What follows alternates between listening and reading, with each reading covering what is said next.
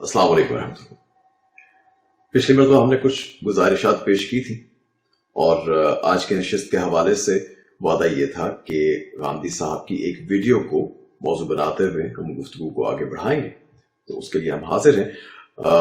जिन लोगों ने पिछली मरतबा की वीडियो नहीं देख रखी उनसे गुजारिश है कि बिल्कुल छोटा सा 10-12 मिनट का क्लिप है, उसे एक नज़र देख लीजिए।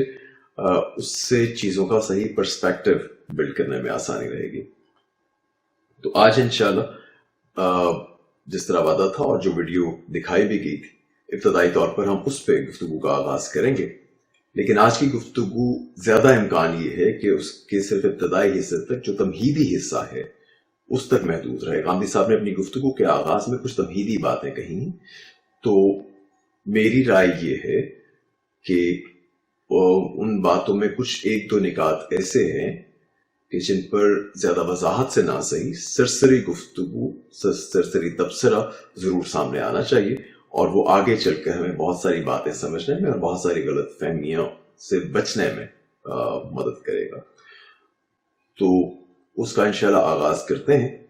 मुमकिन है कि आज की गुफ्तगू कदरे खुश्क रहे, जो इसमें ज्यादा कह लीजिए जूसी कंटेंट है, जो असल मौजू पर दलाइल और जवाबी दलाइल की बहस है, वो इंशाल्लाह अगली मरतबा सामने आएगी।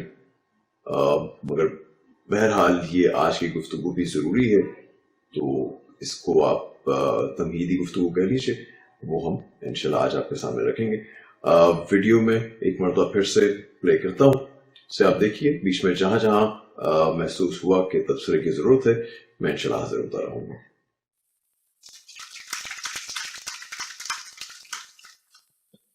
सवाल ये है जी कि आप नेशन स्टेट के बारे में ये कहते हैं कि इसका कोई मजहब नहीं होता, फिर आपके नुक्ता नजर में और सेकुलरिज्म में क्या फर्क? देखिए, बात ये है कि इस दुनिया में हमको ये तालीम दी गई है कि हम कोई ऐसा काम नहीं करेंगे जिसमें किसी के साथ ज्यादती करें, किसी की हक तलफी करें, या कोई ऐसा मामला कर डालें कि जिस मामले में किसी की जान माल आबरू के खिलाफ ज्यादती होती है। मैं जगह जगह ये बता रहा हूँ कि कुरान मजीद ने हराम हलाल का फैसला कुन बयान दिया है सूरह अराफ में, और ये बता दिया है कि खाने पीने की चीजों के सिवा जो चीजें अल्लाह ने हराम की हैं वो सिर्फ 5 चीजें हैं जो हराम की हैं। गिन के बताया अल्लाह ताला ने, कुल इन्नमा हर्रम रब्बी। उनमें से एक ये है कि हम किसी की हक तलफी करें, दूसरे ये कि किसी की जान माल आबरू के खिलाफ ज्यादती करें। तो जब आप दूसरों से मामला कर रहे होते हैं तो उसको हर हाल में इंसाफ पर होना चाहिए। अच्छा, यहाँ तक की गुफ्तगू बहुत ही बुनियादी नौइयत की है, तो इसका अभी असल मौजू के साथ कोई बहुत बराह रास्त ताल्लुक भी नहीं है, सो हम इस पे बहुत ज्यादा वक्त सर्फ नहीं करेंगे। अलबत्ता एक छोटा सा तबसरा पेश खिदमत है। गांधी साहब ने सूरह आराफ की आयत 33 को मौजू बनाकर जिस राय का इजहार किया है, मेरी नजर में उसमें कुछ लॉजिकल फैलेसीज हैं, लेकिन जिस नतीजे तक वो पहुंचे हैं, जो नतीजा उन्होंने इससे अखज किया है, यानी ये कि हम किसी को उसके हुकूक से महरूम नहीं करेंगे, किसी की जान माल आबरू के खिलाफ किसी ज्यादती का इर्तिकाब नहीं करेंगे, लोगों के साथ मामले में इंसाफ से काम लेंगे, तो इस पर यकीनन इस नतीजे पर कोई उसूली इख्तिलाफ मुमकिन नहीं है। हाँ, अलबत्ता किसी भी खास सिचुएशन में, किसी एक खास सूरत हाल में, किसी भी एक गिवन कॉन्टेक्स्ट में क्या करना अदल है, क्या करना बेइंसाफी है, इस मामले में आप आगे चलकर देखेंगे कि गांधी साहब ने अपनी गुफ्तगू में रियासत और मजहब के हवाले से क्या शय इंसाफ है और क्या शय बेइंसाफी है, इस मामले में अपनी बहुत ही सब्जेक्टिव राय को बहुत ऑब्जेक्टिव बनाकर पेश करने की कोशिश की, बहुत मारूजी अंदाज में पेश किया है, एक हतमी अंदाज में पेश किया है कि जैसे वो कोई गिवन लॉ होता है। तो एक शय लॉ है कि हम बेइंसाफी नहीं करेंगे, एक उसका इतलाक है मुख्तलिफ सिचुएशंस में, तो उस इतलाक के बारे में कुछ सब्जेक्टिव ओपिनियंस हो सकती हैं। एथिस्ट के यहाँ भी इस तरह की सब्जेक्टिव ओपिनियंस पाई जाती हैं, जिनसे काम लेकर उसका हो सकता है आगे कहीं से का मौका मिले, कि जिनको इस्तेमाल करके वो ये साबित करने की कोशिश करते हैं कि मजहब की तालीम अपने बुनियाद में एक बेइंसाफी है और बच्चे के बुनियादी इंसानी हकूक पर डाका मारने के मुतरादिफ है। तो बहरहाल इस नुक्ते को ज़हन में रखिए और बाकी गुफ्तगू भी सुनते हैं। पहले ये समझिए कि नेशन स्टेट है क्या। नेशन स्टेट दौरे हाजिर की पैदावार है, دنیا اس سے پہلے جدید قومی ریاست سے واقف نہیں تھی. یہ تو بلکہ ابھی دنیا میں پیدا ہو رہی ہے. بہت جگہوں پر یہ اپنی پیدائش کا عمل مکمل کر چکی ہے اور بعض جگہوں پر ابھی عبوری دور سے گزر رہی ہے. تو ماڈرن نیشنل اسٹیٹ سے قدیم لوگ واقف ہی نہیں تھے. قدیم زمانے میں جو ریاست تھی اس کی سرحدیں فتوحات طے کرتی تھی. یعنی ایک فاتح اٹھتا تھا, وہ ایک ملک کی سرحدیں آج ہندوستان تک ہے, کل کابل تک وسیع ہو گئی, پرسوں امریکہ تک چلی گئی. آپ کے علم میں ہے کہ ابھی زیادہ عرصہ نہیں گزرا برطانیہ عظمیٰ کی سلطنت پوری دنیا میں قائم تھی. یعنی سورج کہا جاتا ہے کہ غروب نہیں ہوتا تھا. تو اس وقت یہ قومی ریاست کا تصور نہیں تھا. قومی ریاست اب وجود میں آئی ہے. قومی ریاست کی دو بنیادیں ہیں.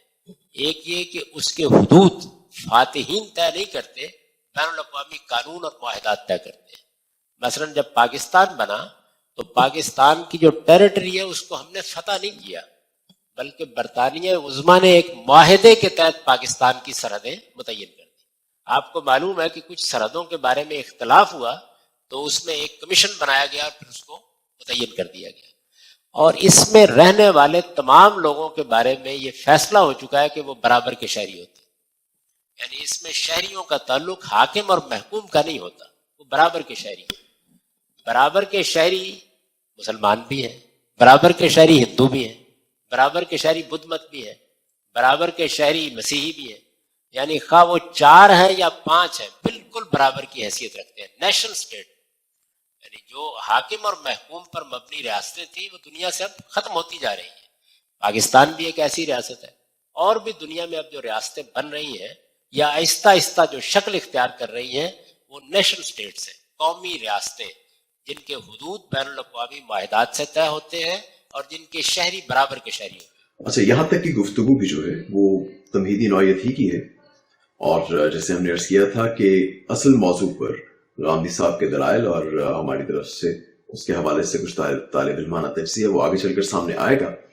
لیکن یہاں تک غامدی صاحب نے جو نیشن اسٹیٹ کا کانسیپٹ پیش کیا ہے, جس رائے کا انہوں نے اظہار کیا ہے, اس سے انہوں نے اپنی اگلی گفتگو کی بنیاد اس پر رکھی ہے, اسے اگلی گفتگو کے لیے بنیاد کے طور پر استعمال کیا ہے. تو اس لیے ضروری ہو جاتا ہے کہ اس پر زیادہ تفصیل میں جائے بغیر ایک مختصر تبصرہ بہرحال پیش کر دیا جائے. نیشن اسٹیٹ کے حوالے سے غامدی صاحب کی گفتگو جب بھی سنی ہے, یہاں پر بھی اور بعض دوسرے مواقع پر بھی, تو یہ احساس ہوتا ہے کہ غامدی صاحب دینیات کے آدمی تو ہیں مگر سوشیولوجی شاید ان کا میدان نہیں. یہاں اس مختصر گفتگو میں بھی ایک تو انہوں نے بہت ہی اوور سمپلیفیکیشن سے کام لیا ہے, اور بہت سارے مغالطے جمع ہو گئے ہیں, بہت ساری غلط فہمیاں اس چھوٹی سی گفتگو سے جنم لے سکتی ہیں. تو سمپلیفیکیشن کی مطلب اختصار کی ضرورت تو پڑتی ہے. ایسی گفتگو میں بہت زیادہ تفاصیل میں جانے کا موقع یقیناً نہیں ہوتا, مختصر بات کرنی ہوتی ہے.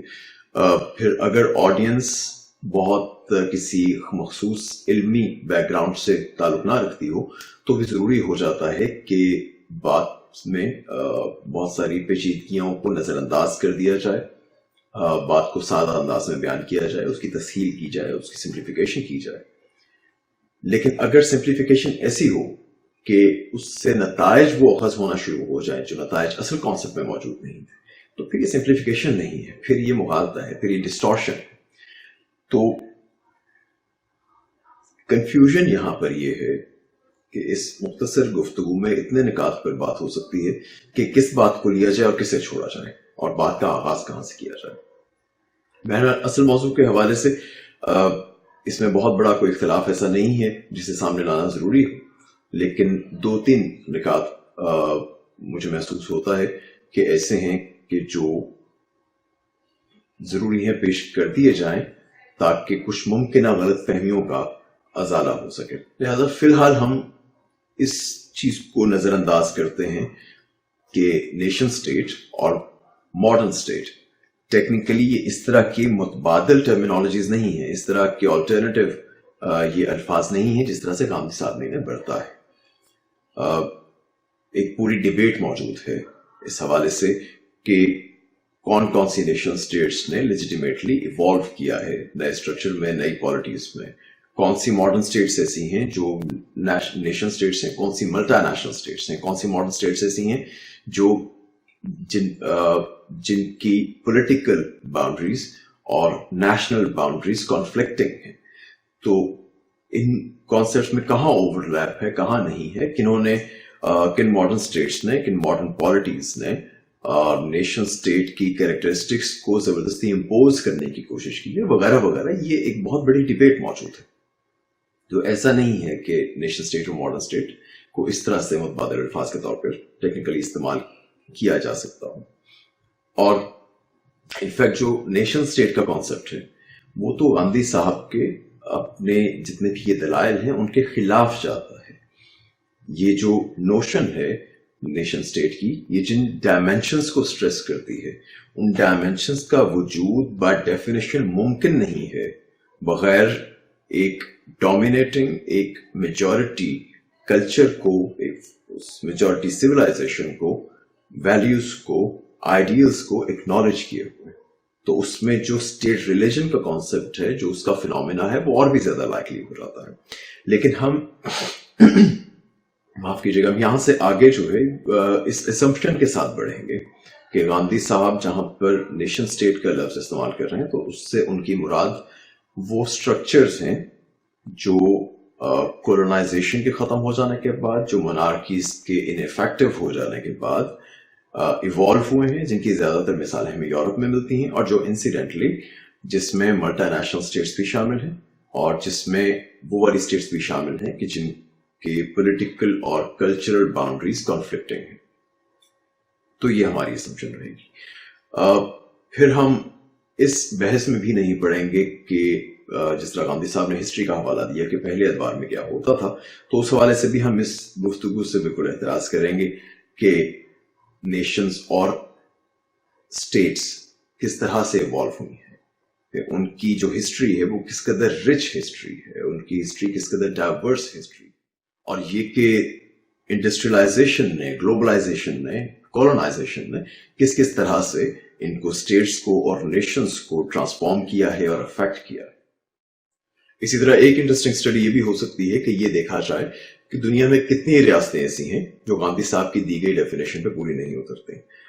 फिर गांधी साहब का वो दावा कि कौमी रियासतें अब वजूद में आ चुकी हैं और बहुत सारी रियासतें जो बाकी हैं वो एक अबूरी दौर से गुजर रही हैं, एक ट्रांजिशनल पीरियड से गुजर रही हैं। सो ये वाला जो दावा है, ये इस तरह के दावे अब से कुछ 3 दहाइयां कबल किए जा सकते थे, और वो भी उनकी वैल्यू भी उस वक्त भी फैक्चुअल नहीं होती थी, रिफ्यूटेबल होती थी।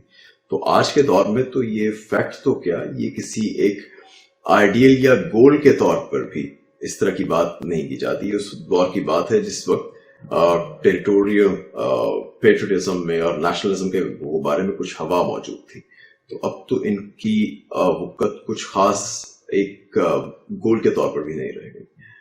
बहरहाल इन चीजों से सिर्फ नजर करते हुए हमें जो इस वक्त ज्यादा दिलचस्पी है वो गांधी साहब के एक नुक्ते में है जो उन्होंने पेश किया है, जिसका मैं समझता हूं कि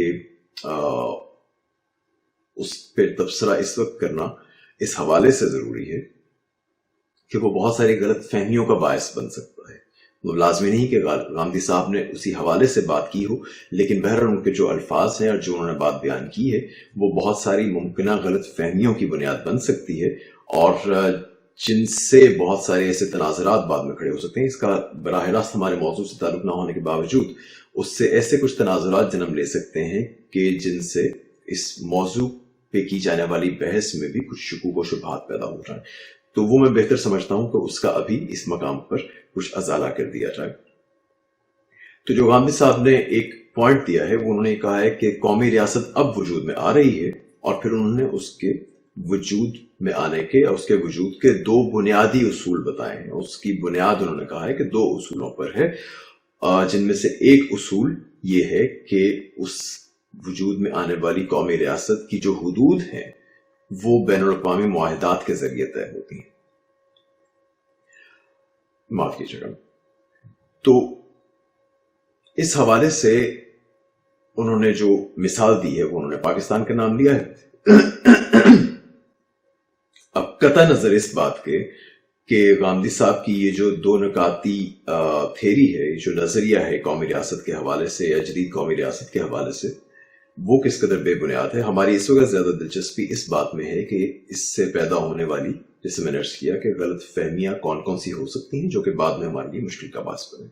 تو اس حوالے سے ایک دو نکات میں پیش کر دیتا ہوں. پہلی بات تو یہ ہے کہ قومی ریاست اب وجود میں آ رہی ہے کہ جملے کو بہت زیادہ لٹرل سینس میں لینے کی ضرورت نہیں. مطلب وہ ایک کانسیپٹ کے حوالے سے بات کر رہے ہیں. ایسا نہیں ہے کہ کوئی نئی طرح کی ریاست اب جو ہے یا کچھ نئی طرح کی ریاستیں اچانک وجود میں آنا شروع ہو گئی ہیں، مار سے وجود میں آنا شروع ہو گئی ہیں، اور اس سے پہلے کچھ اور طرح کی ریاستیں تھیں اور اب اچانک وہ ریاستیں جو ہیں وہ منہدم ہو گئی ہیں اور یہ ایک کرس ڈویژن ہے جس کے بعد ایک نئی ریاست جو ہے وہ بن گئی ہے. تو اس طرح سے نہیں ہوا. ہوا یہ ہے کہ جو آج جو ریاستیں پائی جاتی ہیں دنیا میں، ان میں سے زیادہ تر کی ایک بہت لمبی تاریخ ہے. ان میں سے اوور ویلمنگ میجورٹی کی ایک بہت لمبی تاریخ. ہوا یہ ہے کہ ان کے پولیٹیکل سٹرکچرز ٹائم کے ساتھ رفتہ رفتہ ایوالو کرتے چلے گئے. تو جیسے گاندھی صاحب نے برٹن کی مثال پیش کی ہے، تو برٹن جو کہ ایک ایبسولوٹ مونارکی تھا کچھ صدیاں پہلے تک، اس نے پھر ایوالو کیا ہے ایک کانسٹیٹیوشنل مونارکی میں اور ایک پارلیمنٹری ریپبلک میں. اسی طرح سے فرانس جو کہ فیوڈل ڈیموکریسی تھا وہ پہلے فیوڈل مونارکی تھا، وہ پہلے ایبسولوٹ مونارکی بنا، اس میں کنورٹ ہوا اور پھر انقلاب کے بعد وہ رفتہ رفتہ ہمارے سامنے ایک کانسٹیٹیوشنل ڈیموکریسی کے طور پہ موجود ہے، یہ کانسٹیٹیوشنل ریپبلک کے طور پہ موجود ہے. سعودی عرب بہت ساری دوسری کنٹریز کی طرح ایک ایبسولوٹ مونارکی ہے اس وقت، اور اس میں بہرحال شہریوں کا آپس میں تعلق حاکم اور محکوم ہی کا ہے. اسی طرح پاکستان کا جن ایگریمنٹس کا گاندھی صاحب نے حوالہ دیا ہے کہ جن کی روح سے پاکستان کی حدود متعین کی گئی جب وہ وجود میں آیا، تو گاندھی صاحب کو معلوم ہوگا کہ انہی ایگریمنٹس کی روح سے پاکستان جب وجود میں آیا ہے تو وہ ایک کانسٹیٹیوشنل مونارکی کے طور پہ وجود میں آیا ہے، ایک ڈومینین کے طور پہ وجود میں آیا ہے. یہ پھر کچھ برس بعد ہوا ہے کہ وہ ایک اسلامک ریپبلک میں ٹرانسفارم ہوا. بہرحال یہاں تک پہلا نقطہ تھا. اس کے بعد جو دوسرا پوائنٹ جس پہ میں بات کرنا بھی ضروری سمجھتا ہوں وہ ریاستوں کی حدود کے حوالے سے ہے. گاندھی صاحب نے باؤنڈریز کی اور حدود کی بات کچھ اس طرح سے کی ہے کہ یہ تاثر ابھر سکتا ہے کہ گویا حدود کسی بھی ریاست کے لیے ایک ڈیفائننگ ایلیمنٹ ہے. گاندھی صاحب نے اس کو ریاست کے وجود کا بنیادی اصول قرار دیا ہے. تو یہ بات بالکل خلاف حقیقت ہے. ایسا نہیں ہوا کہ اس وقت جو ریاستیں موجود ہیں انہیں باؤنڈریز یوں انٹرنیشنل ایگریمنٹس کے ذریعے اسائن کی گئی ہیں. میں نے جیسے پہلے عرض کیا تھا کہ ریاستیں پہلے سے وجود رکھتی تھیں، ان کی ایک لمبی تاریخ ہے. زیادہ تر ریاستیں پہلے سے وجود رکھتی تھیں، ان کی حدود بھی موجود تھیں. پھر یہ ہوا ہے کہ رفتہ رفتہ بہت سارے پڑوسی ممالک آپس میں نیگوشیشن کے ذریعے اپنے بیچ کے سرحدی معاملات ان تنازعات کو حل کرتے چلے گئے. ان میں جو بہت سارے کانفلکٹس موجود تھے باؤنڈریز کے حوالے سے، وہ کانفلکٹس انڈیپینڈنٹ ایگریمنٹس کے ذریعے ریزالو ہوتے چلے گئے. تو اور اس کے ساتھ ساتھ پھر دوسری طرف یہ ہوا ہے کہ انٹرنیشنل پیس پروسیس کے نتیجے میں، جیسے 1899 اور 1907 کے ہیگ کنونشنز ہیں یا بعد کی جنیوا کنونشنز ہیں، ان کے ذریعے بہت ساری جو انٹرنیشنل کانفلکٹس ہیں ان کو بہت ساری ڈفرینٹ ڈائمینشنز میں ریگولیٹ کیا گیا ہے. اس ریگولیشن کے ساتھ ساتھ یہ ہوا ہے کہ فتوحات کا کریز کچھ کم ہوا ہے، پہلے کی نسبت کچھ کم ہوتا چلا گیا ہے. کولونائزیشنز کا جو اچانک ایک بہت کریز اٹھا تھا وہ ختم ہو گیا. تو یعنی ریاستیں موجود تھیں، ان کی باؤنڈریز موجود تھیں، حدود موجود تھیں. پہلے تو یہ ہوا کہ انٹرنیشنل ایگریمنٹس جو پہلے بھی ہوتے تھے، بعد میں کچھ زیادہ وائڈر سکیل پر یہ کام ہوا کہ انٹرنیشنل ایگریمنٹس کے ذریعے کچھ جنگی اصول متعین کیے گئے، بہت سارے ممالک کو ان کا پابند کیا گیا، اور پھر پڑوسی ممالک نے اپنے بیچ کی سرحدوں کے جو تنازعات تھے انہیں حل کرنا شروع کر دیا. یہ بات کچھ یوں ہی ہے کہ جیسے فرض کیجئے ایک صاحب کے پاس کوئی ایک زمین کا ٹکڑا موجود ہے، ان کے ساتھ ایک دوسرے صاحب ہیں جن کی زمین ان کے ساتھ ملتی ہے. تو اس بارے میں یہ بہت عمومی تنازع ہے کہ کس کی زمین کی حد کہاں تک ہے اور دوسرے کی کہاں شروع ہوتی ہے. ایسا بھی ہوتا ہے کہ بہت سارے لوگ اپرچونسٹک ہوتے ہیں, وہ اس تنازع سے, اس کانفلکٹ سے یا اس کنفیوژن سے فائدہ اٹھاتے ہوئے مثلاً اپنے جانوروں کو دوسرے کی زمین پر چرنے کے لیے چھوڑ دیتے ہیں اور کہتے ہیں کہ جی یہ تو میری زمین کا حصہ ہے. تو پھر یوں سمجھ لیجئے کہ ایسے دو زمین کے ٹکڑے موجود ہیں, دو اصحاب کی ملکیتیں موجود ہیں, اور ان کے بیچ میں پھر انہوں نے کیا کہ پٹواری کو ڈال کر, کوئی پنچایت ڈال کر, کچھ دوسرے افراد کو ڈال کر, پولیس کو, عدالت کو شامل کر کے اپنے بیچ کا یہ جو سرحدی تنازع ہے اسے حل کر لیا اور ڈیمارکیشن کر لی کہ کس کی زمین کہاں تک جاتی ہے. تو ایسا نہیں ہے کہ دو نئی ملکیتیں وجود میں آ گئی ہیں اس حوالے سے, بلکہ بس یہ پہلے سے موجود ملکیتوں کے بیچ میں سرحد پر ایک تنازع تھا جسے حل کر دیا گیا. تو ایسے بہت سارے اگریمنٹس جو ہیں وہ پڑوسی ممالک کے بیچ میں سرحدوں کے حوالے سے موجود ہوتے ہیں. پاکستان اور چائنا کے بیچ میں ایسا ایک معاہدہ ہے جو ہمارے افغانستان کے ساتھ ڈیورنٹ لائن ہے, وہ پاکستان کے وجود میں آنے سے بہت پہلے ایک ایگریمنٹ کے تحت وہ ڈیورنٹ لائن جو ہے وہ اسٹیبلش کی جا چکی تھی. تو آج بھی ایک تو یہ چیز سمجھ لیجئے کہ اس طرح سے جو سرحدیں ہیں اور جو باؤنڈریز ہیں وہ نہ تو اسائن کی جاتی ہیں کنٹریز کی جو آج مملکتیں موجود ہیں ان کے وجود میں آنے کے وقت میں اسائن کی گئی ہیں, ایسا نہیں ہے, نہ ہی وہ ان کے لیے ڈیفائننگ حیثیت رکھتی ہیں. یہ ضرور ہوا ہے کہ سرحدوں کے بارے میں ہم لوگوں کا مزاج اور ان کے بارے میں ہمارا تاثر وہ تھوڑا سا بدلا ہے, سرحدوں میں استحکام آیا ہے, لیکن ابھی بھی انہیں ڈیفائننگ ایلیمنٹ کی حیثیت حاصل نہیں ہے. اور ابھی بھی ایسے ہوتا ہے کہ اسٹیٹس اپنی آئیڈینٹی لوز کیے بغیر, یا یوں کہیے کہ اسٹیٹس کی آئیڈینٹی کو ڈائلیوٹ کیے بغیر سرحدیں بہرحال بدلتی رہتی ہیں. اگر ایسا نہیں لگتا تو آپ فلسطین والوں سے پوچھیے, آپ اسرائیل کو بتائیے. خود پاکستان کے بارے میں غامدی صاحب نے جن ایگریمنٹس کا حوالہ دیا ہے, ان ایگریمنٹس کی روح سے پاکستان جس صورت میں وجود میں آیا تھا آج اس کا نقشہ اس سے بالکل مختلف ہے. لیکن ایسا نہیں ہوا کہ پاکستان کو کوئی نئی آئیڈینٹی مل گئی ہے.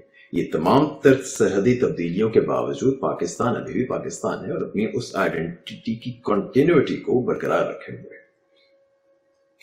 تو یہ دوسرا پوائنٹ اس کو ذہن میں رکھیے.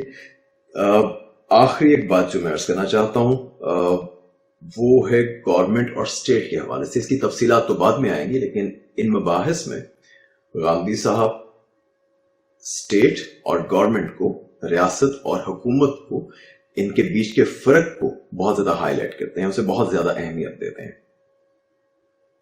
تو اس حوالے سے یوں کہیے کہ میں ایک پریکاشنری میئر کے طور پر ایک بات عرض کرنا چاہتا ہوں, ایک پریمپٹیو موو ہے جس کے حوالے سے میں ایک بات عرض کرنا چاہتا ہوں.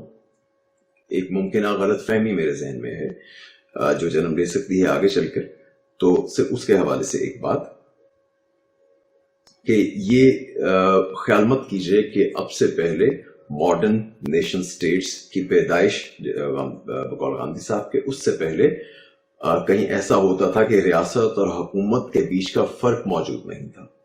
ریاست کا کردار کیا ہونا چاہیے, کیا نہیں ہونا چاہیے, اور اس کو کون سے حقوق دیے جا سکتے ہیں, کون سے نہیں, اس کی آئیڈینٹی کی اپنی حدود کیا ہیں, اس کی آئیڈینٹی پہ کس طرح کی قدغن ہونی چاہیے, یا اس کی جائز کانسیپشن کیا ہے, یہ بالکل الگ معاملات ہیں. اور ابھی ریاست اور حکومت کے بیچ میں جو فرق ہے اس فرق سے کیا کیا اس کے نتائج کیا کیا ہیں, اس کی انٹیلمنٹس کیا کیا ہیں, اس پر بھی ہم تفصیلی گفتگو بعد میں کریں گے. مگر صرف ایک چیز عرض کرنا چاہتا ہوں کہ یہ خیال نہیں آنا چاہیے کہ ان ماڈرن نیشن سٹیٹس کی پیدائش سے پہلے یہ فرق موجود نہیں تھا, یا کہ جو حکمران ہوتا تھا وہی اپنے اندر سٹیٹ ہوتا تھا. ایسا نہیں ہے. پہلے بھی یہ فرق بہرحال موجود ہوا کرتا تھا, یہ فرق ہمیشہ موجود رہا ہے. ریاست نے اپنی آئیڈینٹی کو برقرار رکھا ہے باوجود اس کے کہ اس کے حکمران چینج ہوئے ہیں, اس کی بادشاہ چینج ہوئے ہیں, افراد چینج ہوئے ہیں, پورے خاندان چینج ہوئے ہیں, ڈائنیسٹیز آئی ہیں اور گئی ہیں. لیکن بہرحال کسی نہ کسی صورت میں بہت ساری ریاستوں نے اپنا ان تمام تر چینجز کے تھرو اپنا ایک وجود برقرار رکھا ہے. نیشنز اور اسٹیٹس کے بیچ کے معاملات کیسے ہیں اور ان کی ڈائنامکس کیا ہیں، یہ ایک ریلیٹڈ اور بہت تفصیلی بحث ہے. لیکن پھر ان تمام چیزوں کو، جیسے میں نے پہلے بھی بہت سارے نکات بتائے کہ ان پہ ہم فی الحال گفتگو نہیں کریں گے. آج کی بات یہیں تک. اگلی مرتبہ انشاءاللہ جب ہماری ملاقات ہوگی تو ہم اصل ٹاپک کو ایڈریس کریں گے، ویڈیو میں آگے بڑھیں گے جہاں پہ غامدی صاحب اپنے اصل دلائل دے رہے ہیں کہ ان کے نزدیک ریاست کا مذہب کیوں نہیں ہونا چاہیے، یا اس سوال کا جواب دے رہے ہیں کہ ان کی رائے میں اور سیکولرسٹ کی رائے میں کیا فرق ہے. تو وہاں پہ ہم ان کے دلائل سنیں گے اور اس کا تجزیہ انشاءاللہ کرنے کی کوشش کریں گے، جو کہ ہمارا کور ٹاپک ہے. تو اس وقت تک اجازت دیجیے. بہت بہت شکریہ. السلام علیکم.